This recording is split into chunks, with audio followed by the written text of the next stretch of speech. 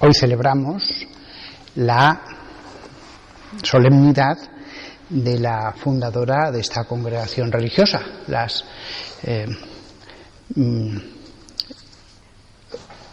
franciscanas concepcionistas. Siempre me confundo si son franciscanas concepcionistas o concepcionistas franciscanas.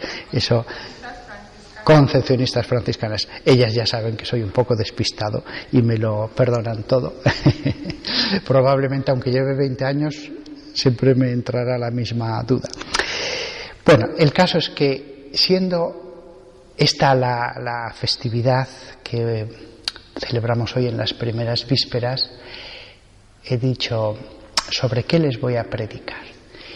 Y evidentemente no les iba a predicar sobre Santa Beatriz, porque siendo ellas de su orden, como dije el año pasado, se la conocen 1000 veces mejor que yo y son ellas las que me podrían hablar y enseñar acerca de su vida, su espiritualidad.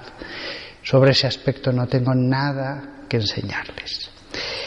Entonces, dándole vueltas, dije: podría hablarles de la santidad. Y dije: ¿qué pasaje de la Escritura habla de la santidad? Y me acordé cuando prediqué acerca de las 7 cartas de Jesucristo a las 7 iglesias en el libro del Apocalipsis. Me acordé que a todas las iglesias les dice lo bueno, lo malo, las cosas que deben cambiar. Pero hay una iglesia, la de Filadelfia, que esa es perfecta. Jesús no le dice que tenga que cambiar nada. Y fijaos que a otras, aunque sea una pequeña cosa, siempre deben cambiar, reformar algo. Solo una era perfecta.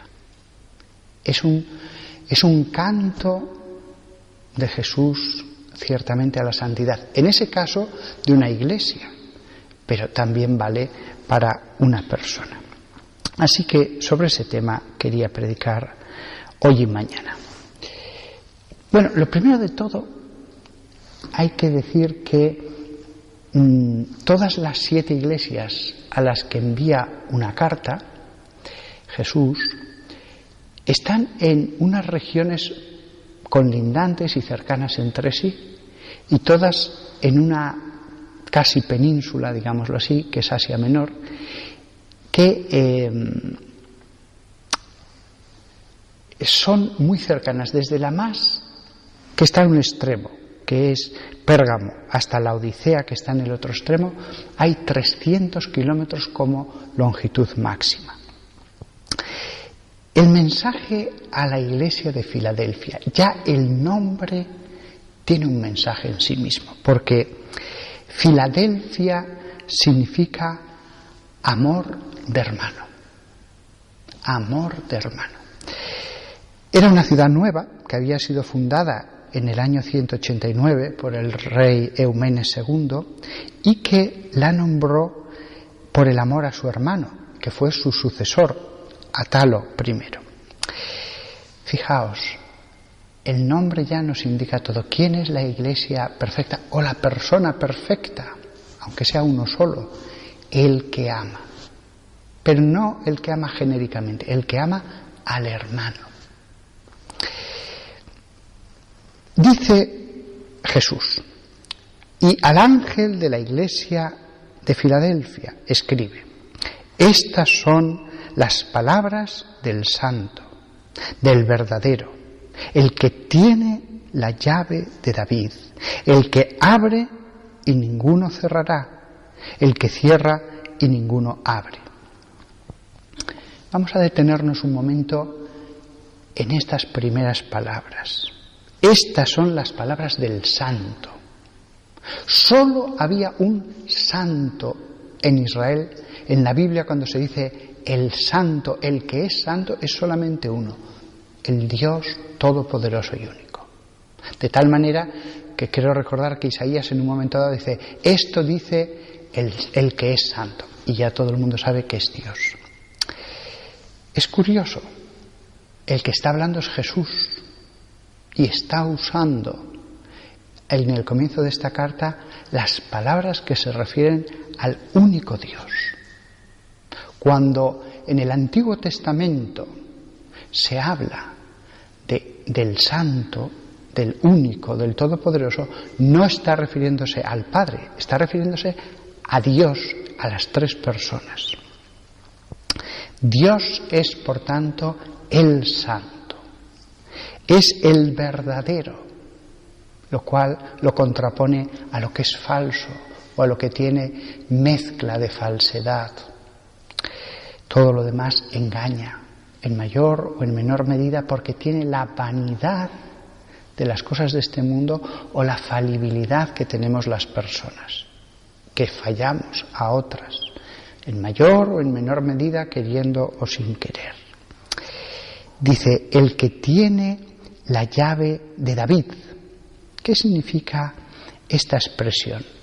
Significa que Jesucristo es el que verdaderamente tiene el poder, el mando, es el dueño en la casa de David y de todos sus descendientes. Hay un pasaje en Isaías 22, empieza en el versículo 21, que dice: será entonces en aquel día que llamaré a mi siervo Eliakim, el hijo de Hilquiá, lo vestiré con tu ropa y lo fortaleceré con tu cinturón. Le entregaré tu responsabilidad en su mano. Él será el padre para los habitantes de Jerusalén y la casa de Judá.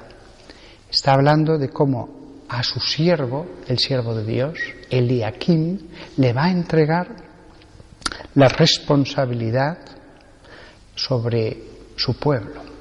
Y dice: colocaré sobre su hombro la llave de la casa de David. De manera que él abrirá y ninguno cerrará, y él cerrará y ninguno abrirá.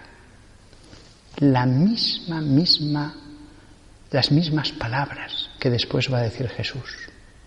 Es decir, esto tiene un sentido tan bonito que para esta época es perfecto.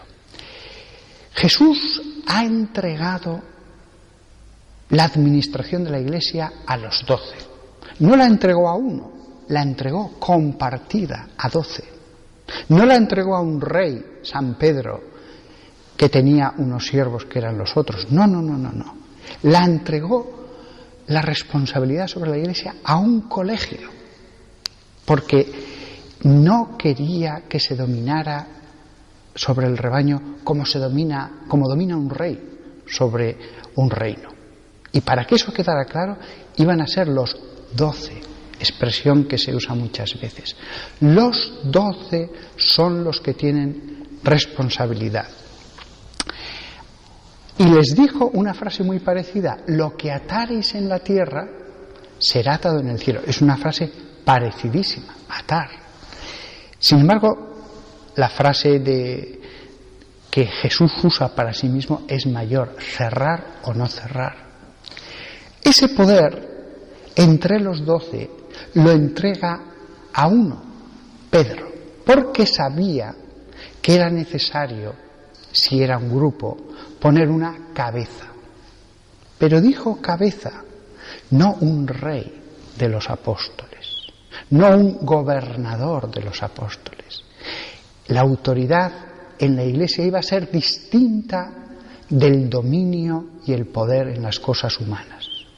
San Pedro era uno de los 12, aunque era la cabeza. Y a él sí que le entrega una cosa que no les entrega a los otros, y es las llaves. Símbolo de esto que digo, cerrar o abrir la casa. Hay una puerta, varias puertas. El dueño o el que hace de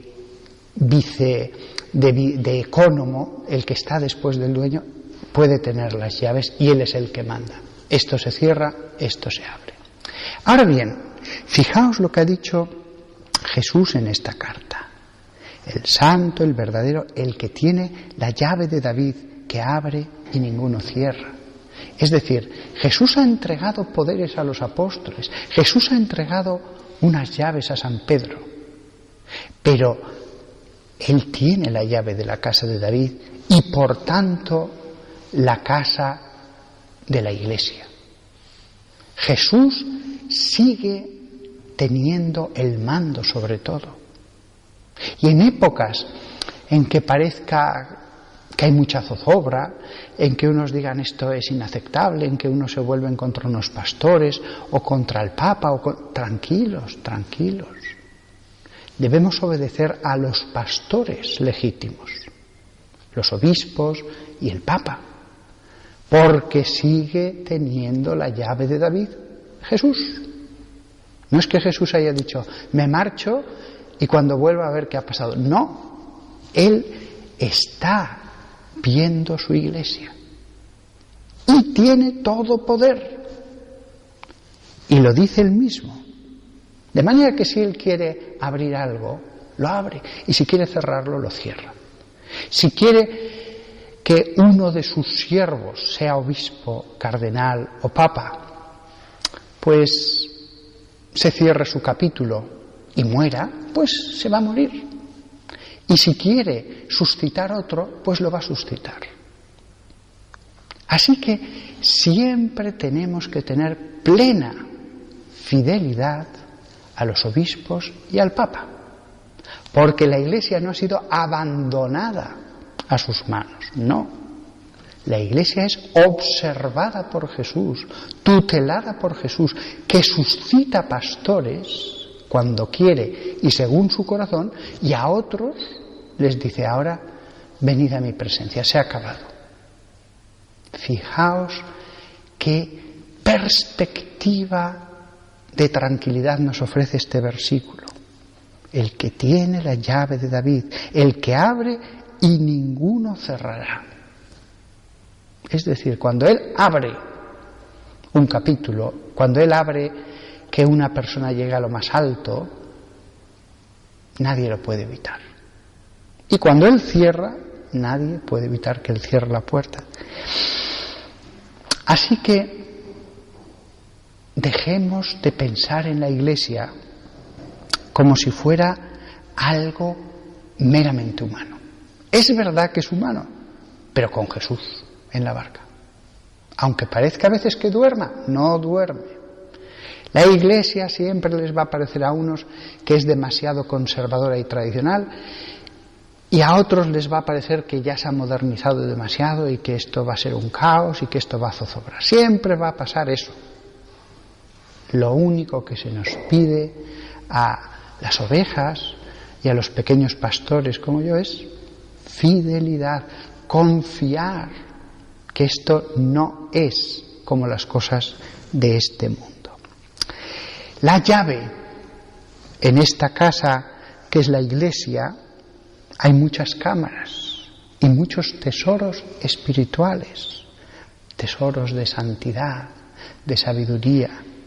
Realmente es una inmensa responsabilidad tener las llaves de San Pedro o tener el poder de atar o desatar en la Iglesia. Tremenda responsabilidad sobrehumana. Por eso normalmente no quieren tener sobre sí esa carga los hombres realmente buenos y santos. Dicen otro mejor que yo. Un último pensamiento antes de acabar estas palabras, porque el tema de la santidad se nos ha pasado el tiempo y lo tocaremos mañana. Un último pensamiento. Jesús expulsó los mercaderes del templo. Si hubiera algo que expulsar de la Iglesia, ¿creemos que Jesús no dejaría de hacerlo? Por supuesto que sí. Jesús, si lo hizo eso con el templo, ¿cuánto más en su propia Iglesia? Por eso, algunas personas ciertamente actúan como si tuvieran una autoridad que no se les ha dado. Es curioso, los santos se consideran indignos de esa autoridad. Dice otro, yo he hablado con un cierto número de obispos, cenando tranquilamente en mis conferencias, en los viajes, y en la intimidad le he preguntado qué es lo que le dijo al nuncio cuando le comunicó que había sido el escogido para ser obispo. Varios me dijeron, dije que no. Y alguno definitivamente que no, tuvo que insistir una semana después el nuncio, etc. Sin embargo, he visto, no ya clérigos, sino laicos soberbios, que se arrogan un papel como si fueran profetas. Y ellos se arrogan una autoridad que no tienen, clamando contra el Papa, clamando contra los obispos. El profeta es el que recibe el don de ver el futuro. Y porque ve el futuro y lo prueba, sus palabras quedan probadas que son de Dios, que va a hablar Dios a través de él porque le da visiones, le da mensajes. Eso es un profeta, no el que se queja, el que protesta. No. El profetismo en la Biblia es algo muy preciso. De hecho, no es que me lo imagine, está definido en cuanto sale el pueblo elegido de Egipto. ¿Cómo sabremos que tú envías un profeta? Y les dice Dios, porque profetizará lo que va a suceder en el futuro y se cumplirá. Escuchadle. Eso es un profeta, no el que se queja. Todos podemos quejarnos con razón o sin razón, pero eso no es profetismo. En la Iglesia hay maestros, hay evangelistas, los que evangelizan, hay los que obran milagros, hay profetas y están los pastores y el apóstol, dice San Pablo en la carta a los Corintios. Algunos creen que es profetismo lo que no es profetismo, lo que es saltarse el orden divino que Jesús ha puesto en sus comunidades. Esto es una cosa que en este tiempo precisamente en que algunos siembran la división, la rebelión contra los pastores, hay que recordarlo, que eso no tiene cabida en lo que el Señor ha dispuesto en su Iglesia. Pues nada más, que todos nosotros confiemos en el Santo que sigue en su Iglesia y con la llave de su autoridad plena en la mano.